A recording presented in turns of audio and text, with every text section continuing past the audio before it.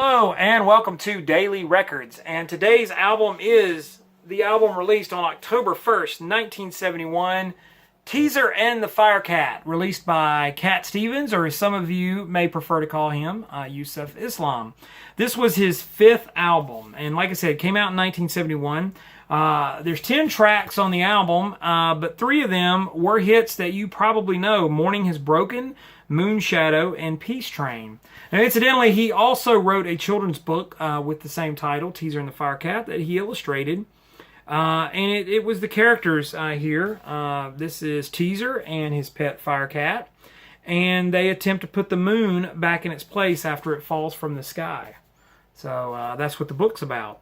It's actually a very collectible book. It's been out of print for a long time, and fans of Cat Stevens probably have copies. But this album was a huge success. This really put Cat Stevens over the top. I mean, the early 70s were full of the sort of singer-songwriter movement. Neil Young fell into that, Joni Mitchell, James Taylor. I mean, there was a rising plethora of these artists that were doing this sort of introspective music. I think music in the late 60s and early 70s had really gotten kind of bombastic. A lot of the prog rock groups, a lot of it was over the top, and I think that a lot of music fans were enjoying these sort of introspective, sort of quiet songs.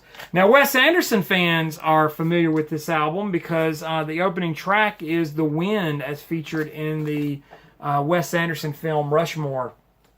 So you know that one as well. But there was an animated version of this that came out in the 70s, narrated by Spike Milligan. And it had the song Moonshadow in it, and it actually won a couple of awards. But this album was one of those albums that it brought Cat Stevens to a new audience because he had a very distinct musical style and a wonderful singing voice. To me, Cat Stevens, was sort of in the same vein as another sort of singer-songwriter of that period, especially when it came to, the more spiritual things of the world, Van Morrison. But whereas Van Morrison to me was more sort of soulful and Van Morrison just, he felt like a mystic and feels like a mystic. Cat Stevens, to me, just kind of felt like he kind of scratched the surface. And I think that may have been where he kind of stalled out. Now, this album, again, it resonated with pop audiences because they were good, catchy songs, and there was nothing really too deep on here.